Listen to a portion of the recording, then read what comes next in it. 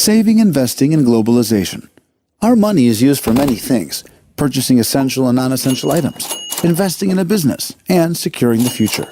Every household has a balance sheet of work and pension payments from which taxes are paid, and we use what remains to purchase and consume. Afterwards, money left over is known as disposable income, and we either save or invest this money. What's the difference between saving and investing?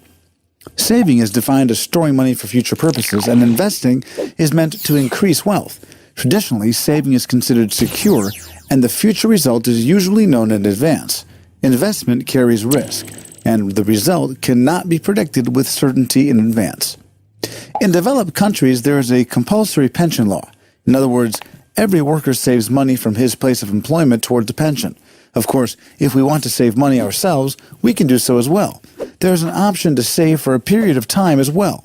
If we deposit a fixed amount every year or month, we will receive the aggregate amount at the end of the savings period, and if we are given interest on the savings, the total amount will be even greater. But one thing must not be forgotten: inflation. If we save and receive 10% interest on the money, and prices rise by 10%, we've not profited at all. If saving is such a great idea, why don't people save more and more? This is the million-dollar question. When times are good and people expect their incomes to rise,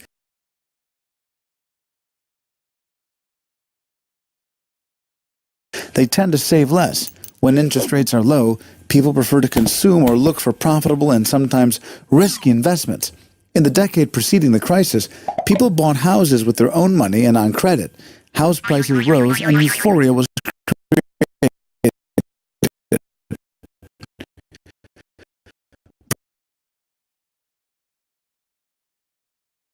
Purchasing a house can be seen as a long-term savings because at the end of the savings period we have a house, but its worth at the time is unknown.